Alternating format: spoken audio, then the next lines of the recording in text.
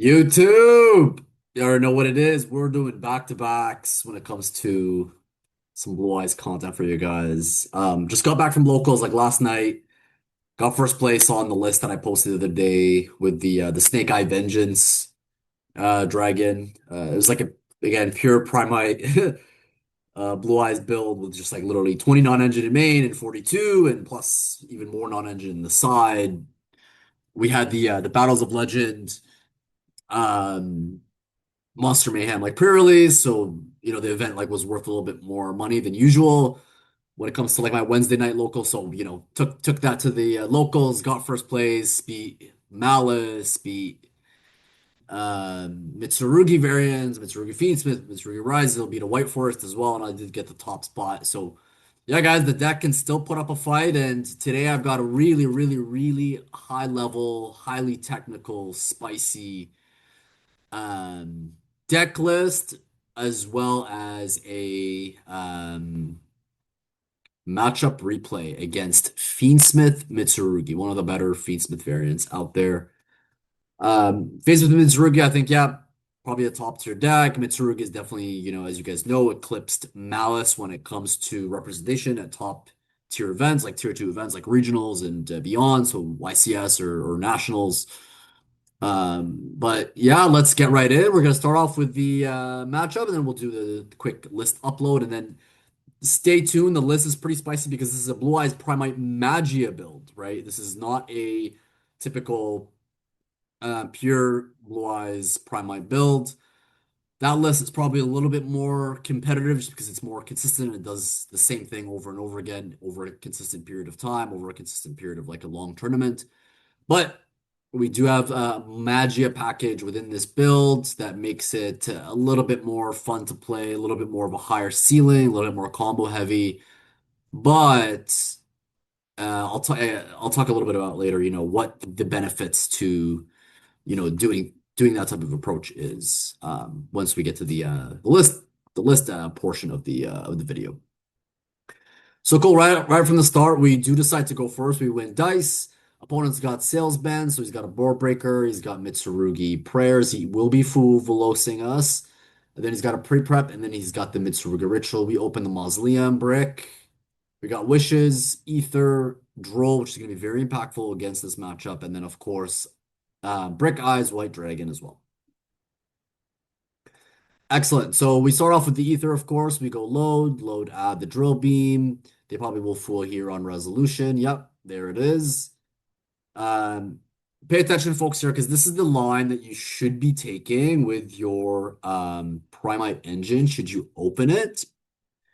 If you do get full velocity, you don't have an answer to Fua, just because if you have Ether, but you also have Maiden, you can go potentially full combo and just by giving them one draw by making the Spirit Dragon and passing back.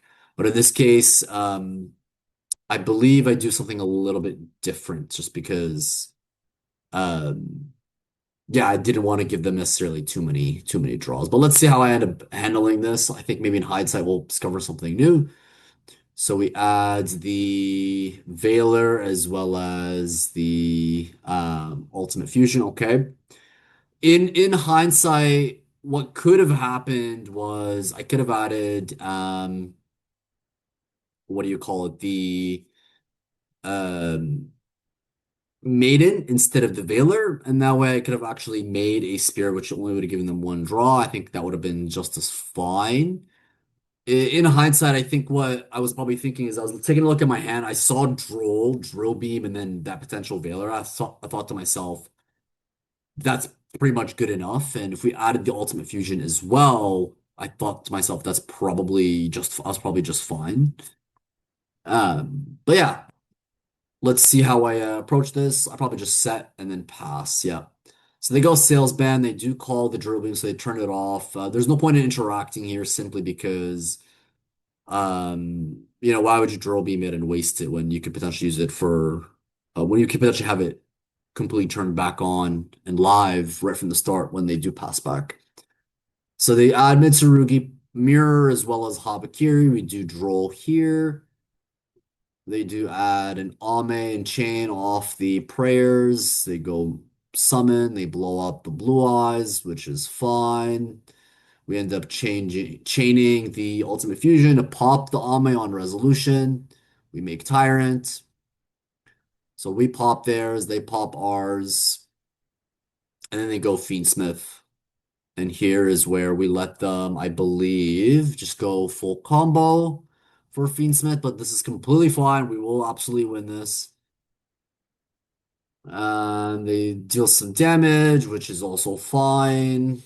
They do not have access to the Paradise Line Engrave, which is really key. And then we drill beam the ritual that's trying to revive something. And then we make a spirit. We buff the spirit. We run over the uh DDD. Be mindful, guys, as we used load to bring out Blue Eyes, and they attempted to Caesar. This is a big, big, big ruling thing that you guys need to be very aware of when playing Blue Eyes. When your opponent establishes DDD, High, Wave King, Caesar, and you guys are trying to get your Blue Eyes onto the board, trying to get your bodies on board, one thing to keep in mind is your load as well as your True Light, if set face up by Maiden, do not interact with DDD. They don't interact DDD because DDD states is when a card is activated. Well, load as a continuous spell is already active. And then your True Light, if set face up by the effect of your Maiden, is also going to be active. So you're not actually activating any cards, you actually just activating effects, which means your Wave King High Caesar does not interact with those cards. Like they can't go DDD, pop load, and stop the summon of Blue Eyes. It doesn't work like that. So yeah, we end up running it over. They go sales ban, call the Blue Eyes Spirit. We can just tag it out and go for the Omni with the ultimateness. And then they go thing, which is fine. I was gonna let the whole Fiendsmith engine resolve because they get to a point in the Fiendsmith combo where they're gonna go Engraver equip the Requiem, Fiendsmith Requiem, then Requiem try to target to out the Blue Eyes Ultimate Dragon, so that way their ritual spell is online, but we can easily negate the activation, destroy the engraver that's equipped with the Requiem by just simply banishing our Neo Blue Eyes Ultimate Dragon, which meant that this was completely checking the entire Fiendsmith engine. And then also what's checking the Mitsurugi mirror is the Blue Eyes Ultimate Dragon. So we completely destroyed their board, and we are going to have recursion in the shape of the Ultimate Dragon popping itself and then reviving back the like Blue Eyes Spirit. You could even bring back the Tyrant as well, actually. And then on crack back, we could just add back the Ether, which is going to turn on our full engine anyways. They probably decide to scoop here because they realize we're just going to let everything slide for the Fiendsmith engine and just check the Mitsurugi stuff. Cool. Then they decide to go first. We open, what did we open? So they opened Prayers, Ame, the Kaiju Mitsurugi Saji, and then the ritual we open Imperm, Mag, Ash, Maiden, and then Ether. I think we still lose this. That's how crazy Mitsurugi is, guys. Holy. So anyways, Saji summoned off the prayers, Aramasa add as well, and they go ritual, fine. We imperm the Saji on the field, okay. They add back the ritual with Kusanagi. They go Fiendsmith lines. We go Ash. This is where we lost. Is this card is so custom, guys. Like it's a Raigeki. It's an ad. It's a discard one negate. Like what? Absolute bonkers. Like the only thing that I think setting us back is we didn't open any of our Molcharmies. We do play Meows and Fua in this list with Magia. So I had to like get rid of the Ether, which is a huge, huge thing on its own. But like I really didn't want to deal with the Fiendsmith stuff because I was essentially saving the mag to out the Ame once they were going to get to the Purification drop card. And we had a full combo off of Maiden, and we're going to be able to FTK under Nibiru anyways, using this. Also under Droll, because we can make Tyrant and then also Spirit. which can tag out in the battle phase into the ancient fairy life dragon. Anyways, he goes into Futso, add purification, and they pass back. We go maiden, they make us discard. We go set, activate, they tribute for cost, that's key. And then we chain the mag to the trap so that we could move the Ame from the graveyard. So that means whatever was tributed off the Mitsurugi Great Purification is a completely different card than the Ame that's in banish right now because we banished it off the mag. So that means they will not get the summon to blow up our board, and they will not get um to be able to add off the Ame as well. But again, I think it doesn't matter because we're not establishing any kind of Blue Eyes presence at all this turn. So they revive. Kusanagi adds back all their follow-up, and it's pretty much a wrap from there. Yeah, they go Futsu again because it's not once per turn. Custom cards really is custom cards. Anyways, game three, he decides to Perulia here. Here's the consideration, guys, when we talk about the Magia list and how we competitively get Magia on the board while still playing cards like upwards to like 18 non-engine in 42, which is still competitive. He Perulia'd, which hurt actually in this case as much as Fua because the build does actually rely on special summons from the hand and summons from the hand more than your standard Primite Blue Eyes list. Your Primite Blue Eyes list, I would say, don't even clap the Perulia, like don't interact with it unless you know you're potentially going to be like normaling Ether and Sage. But in this case, I'm normaling Ether, Sage, and I'm going to go into the Magician's Souls, which is going to give me a line into Magia. So I had to interact with the Perulia, unfortunately. But it's fine because we're going to be able to draw two with our Magia line, which is going to be really key here. So yeah, we open Call by, Souls, Droll. Again, incredible card in the matchup, Sage, and then Ether. They opened Perulia, Mirror, Mag, which is going to be quite good, but we're going to be able to check it and play to it really, really well. Ame as well as Mitsurugi Aramasa. Awesome. So we go Ether, Ether effect. We're gonna add the drill beam. We do not get food or drolled, which is a good sign. Then here we're gonna go into the Magician's Soul, dump the Illusion of Chaos, and then we're gonna essentially reset our. Sorry, we're gonna set our drill beam with our load, and then we're gonna go effect.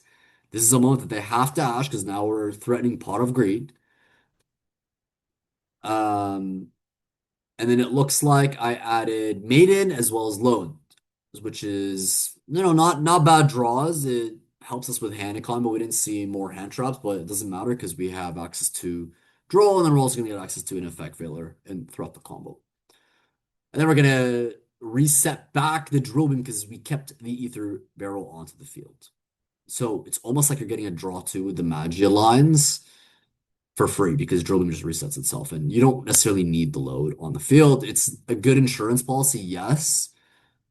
It like right now we are absolutely playing into Nibiru, yes, but at the same time I figured if they Nibiru us, we could just summon the Magi out on their turn, which you'll see how we will do that in a second. So then we're going to use the Ether Barrel effect to dump Blue Eyes. They're going to link off the souls into the Spirit, add the Mausoleum. Excellent. Activate it, go second summon, add the Veiler. We'll dump another Blue Eyes. So, folks, one of the reasons why I also love the Magia package in these, still quote unquote competitive list of like Blue Eyes Primite is it frees up our Ether Barrel to actually use its effect to dump Blue Eyes, and then you can use your Mausoleum if you have Blue Eyes Engine access to dump another Blue Eyes, which means that if they have things such as Bestials or like DD Crow, which are gaining popularity right now, this format, due to the rise in Mitsurugi and eclipsing, when that deck eclipsing Malice, what's happening is this package with Illusion of Chaos and Magician's Souls is actually helping you play through those graveyard interactions anyways, because if we go obviously like Spirit Effect to special Blue Eyes, they are not going to interact by banishing Blue Eyes because you can just literally special the other one because it's non-targeting. The Link one does not target. So we'll go Maiden. Again, we completely played through the mag because we kept the Sage on the field. So even if we decide to revive the Maiden, It does not matter because they, if they decide to banish one of two Blue Eyes, we have the other one. If they decide to banish the Maiden from Grave, it doesn't matter. We have Sage on field to go into our Synchro 9 plays anyways as well. So we're gonna send the fodder, which was the extra dead draw, the load, and then we're gonna add a Sage for Crackback as well as Ultimate Fusion to give us access into the Magia. Then we're gonna go for the Wishes Banished to equip, and now all of a sudden our Blue Eyes Ultimate Dragon is hit the field. So you do, yes, sacrifice your Neo Ultimate Dragon, which is a target negate against your Blue Eyes names. But we're gonna sacrifice that layer of interruption to get Blue Eyes Ultimate Dragon onto the board. And then here we're gonna go into again our Synchro 9 play into Spirit. I decided to go Ultimate Fusion on my turn because I really wanted to check for Nibiru and those pesky bestials that we played through. Um, in my mind, one of the things that I could easily consider not being there is impulse, right? Like if we had been playing Mitsurugi pure, I would have not done this because we could have easily been impulsed on the ultimate fusion, which would have really, really hurt us, which would have put us only on Blue Eye Spirit, Veil, or Droll, which would have been okay for us. I think we would have still won. But because they had been playing in the first two rounds, the Fiendsmith engine, in my mind, I had made the consideration that they probably are not on Dominus Impulse at all. So with that being said, I went Ultimate Fusion to force out any Nibiru and force out any of those additional pesky businesses they might have, so that way we could additionally punish them. So what they did not realize is that we can actually use the spirit on our turn or their turn. So the way you noob check these people is as such, right? Like you go and try to use effects such as revive from grave or fuse using the grave. And right now we're checking for Nib and all the bestial names or even DD Crow, for that matter. So he recognized that we were going to Ultimate Fusion for the Magia because he saw that we have Blue Eyes Ultimate Dragon as well as the Chaos monster in our graveyard, the Illusion of Chaos. So he went ahead and thought that it was a good idea to bestial here. We will punish him for this. We chain our spirit, and the reason why we don't actually lose out on interruption for this is because if they somehow decide to out our Magia, although our Blue Eyes Spirit Dragon is now only being used as a floodgate turn 0 to stop the Bestial Magma Hut, we could potentially recur it back as this is going to sit in the graveyard and our Magia is going to be able to recur back from, is going to be able to float from the extra deck or graveyard into that same Omni Negate that we love and want. And then also, our Blue Eye Spirit Dragon is going to come back out in the end phase, which means although it can't tag out anymore because that cop is no longer Synchro Summon, this card is now going to be able to check the first action of Habakiri, effect, special summon and dump, Saji, and then Saji effect engrave to add. Then these Blue Eye Spirit Dragon is going to be able to check that. So we go Blue Eyes Ultimate Dragon, and then I call him out and say, Mag fizzles. We do end up getting the Magia on board. You are playing into an imperm turn two, turn one for when the opponent like proceeds.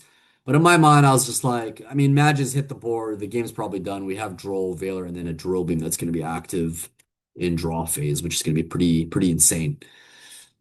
So yeah, we get the Magia out on board, which is it's three Omni Negates, a Monster Negate and Destroy, a Spell Negate and Destroy, as well as a Trap Negate and Destroy. So we can easily decide to Imperm us. We can just negate the Imperm. Literally, this thing does not interact with a top deck Imperm at all whatsoever, which what makes it really powerful. And then in the end phase, our Blue Eyes Ultimate Dragon does blow up, and we recur back a Blue Eyes Spirit Dragon. And we're gonna see here quickly in the um draw phase is I attempt to use True Light and draw immediately to turn my Primite Drill Beam online. They're going to quickly use their Bestial Magma Hunt, knowing that I can't tag out onto another ultimate is to floodgate it. Again, we're not going to interact with this Bestial because we don't need to, because we're going to be able to draw them, stopping the ad later on once they start playing. And we've got two Blue Eyes, so we really don't care which one they Bestial. because turn three you can just get access to Roar, which is going to be able to special summon from the banishment regardless. So he is essentially just using this right now to try and out the monster negate within the Magia. So yep, we go into turning on our drill beam. He goes normal summon our Masa. We do a little bit misplay here. I think in hindsight, what I should have done was Master Magia, negate, and pop it.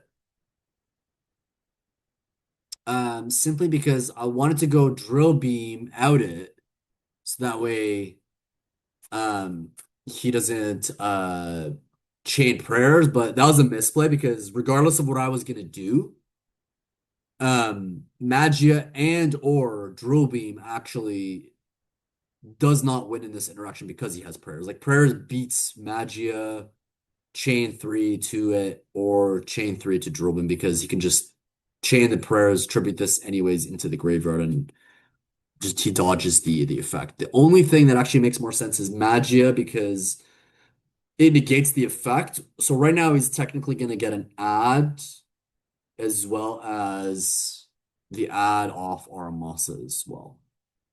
Um, because like if we had went Magia chain two to Aramasa, then he was going to chain this. Then we just negate it, and then our drill beam checks the Mitsurugi mirror, and then we win. But instead, because we did slightly misplay, he gets to add. Then we will draw. We're forced to use it. He does kaiju our Magia, which we allowed him to have that additional add, but that's okay because again, Magia floats, guys. So Magia reads, if this face-up card in its owner's control leaves the field because of an opponent's card. So that's literally everything in the book, with exception to Droplet, that is going to enable us to have that floating effect, which is pretty disgusting. So they out it, they kaiju, and then we bring back the ultimateness, and then all of a sudden the ultimateness checks Mitsurugi mirror, and it's a wrap at that point, folks. He has literally nothing. He goes Fiendsmith's Requiem. We're like, okay. He goes Engraver. And then what we did here was he summoned Engraver. We let him have that summon. We didn't want to waste our Blue Eyes Ultimate on the negate simply because he was going to go Fiendsmith's Requiem to equip. We'll negate the equip because this is live. It's once per turn. And that way, all he's stuck with is an Engraver. He does have an applicable play to go Typhon and just slap the Typhon onto the Engraver and try to out something, but then we can just easily check it with the Effect Veiler, and then Blue Eyes Ultimate Dragon will float back into Special Summon one Light Dragon monster from your GY. Holy smokes, can this bring back Magia? Let's let that sink in, guys. Hold on. No, sorry. I'm getting ahead of myself, guys. This was summoned off of Magia, which means this actually gets to stay onto the field. It's not leaving us or anything like that. But I believe somehow if you got destroy by battle card effect, you can special summon one light dragon monster from your GY. Yeah, this thing can float into Magia as well, which is pretty insane.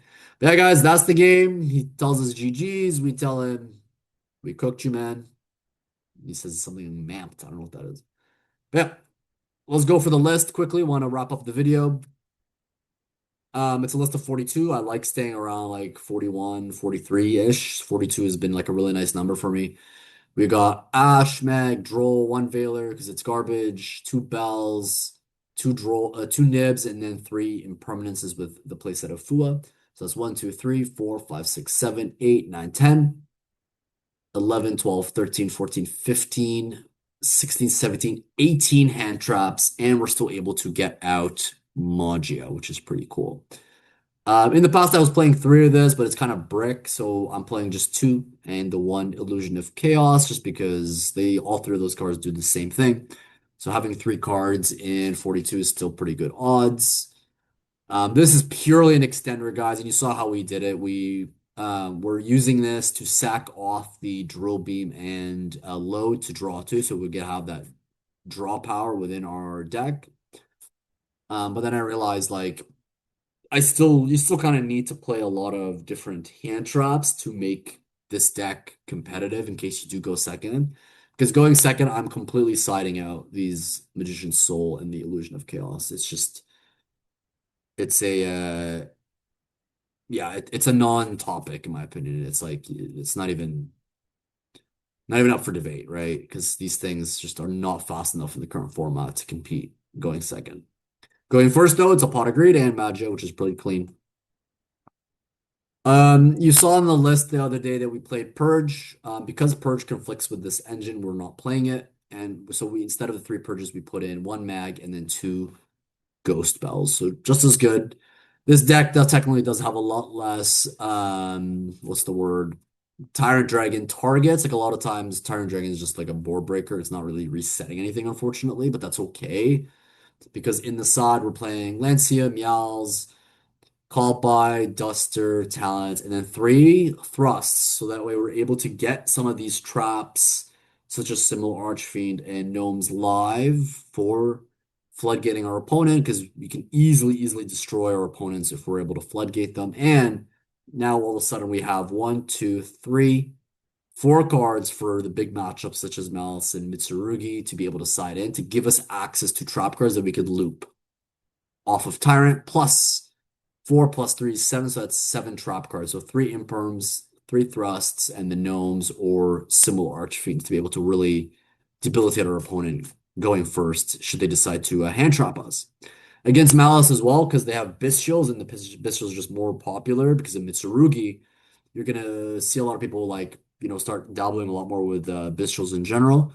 This means that we're not just playing one triple tactics talent, we're actually playing 4, which is pretty broken. I think this format is because due to the fact that Mitsurugi is more popular than Malice now, and if Mitsurugi is more popular than Malice, that means more people are going to start maining Bestials, playing Bestials in general. And in turn, because they're doing this, it actually makes a card such as Triple Tactics Thrust a lot more powerful because Triple Tactics Talent has been limited to 1.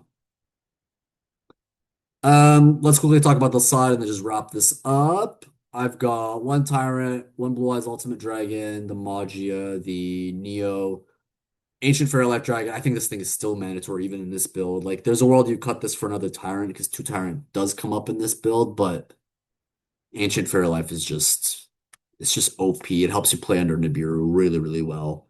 2 Spirit, Ultimateness, Light Storm for back row. We got a Slayer, a Seals, a Anima, and then SP as well as Spirit, and then 2 Spirits, the 2 link ones. I cut Lena in this build just because you have technically 3 more late level 1s in the deck with this package. So in my mind, Anima actually made more sense to be able to use it as you're out to Nibiru because the interaction with Anima to like suck up a token is really good. But because we have more link ones in this build, Lena did get cut for Anima because you can easily just turn one of your level 1s into Anima, steal something from your opponent, and then just go into SP and further break their board. So this build actually takes advantage of the fact they have more link ones because your lines into Anima and SP become a lot more impactful, and a lot easier to get into. Like the list that I shared yesterday, this one with like the just going like balls to wall on non-engine and hand traps. This list actually has a hard time getting into SP because you get locked when you go into your link 1, which means that like it's quite hard to actually make this. Like I've had a lot of games where like I was making this, then going into this, which is really awkward because you're going into a link 2 into another link 2.